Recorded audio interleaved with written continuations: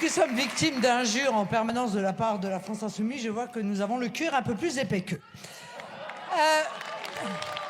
En réalité, Mayotte, c'est votre erreur 404. Parce que vous êtes tout le temps pour les référendums d'autodétermination, mais pas pour les Mahorais. Parce que quand les Mahorais disent à plusieurs reprises qu'ils veulent rester français, eh bien, vous ne les soutenez pas et vous osez soutenir en revanche les Comores qui contestent notre souveraineté territoriale et dont vous savez très bien qu'ils usent de l'immigration comme d'une arme contre notre pays.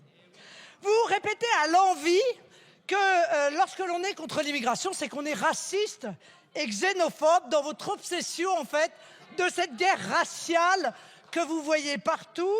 C'est un argument qui, à Mayotte, objectivement, ressemble à un sacré bug. Vous n'avez pas encore utilisé l'argument de l'islamophobie contre les Comoriens. C'est vrai que c'est un peu compliqué, compte tenu du fait que les Mahorais sont musulmans à 95%. Mais le pire pour vous, peut-être, c'est que les Mahorais nous ont fait l'immense honneur de voter pour nous à 60% aux dernières présidentielles. Alors, nous trouvons cette proposition de loi, contrairement à ce que vous pensez, dérisoire. Au regard de la gravité de la situation, elle n'aura que très peu de conséquences et probablement dans trop longtemps pour être utile.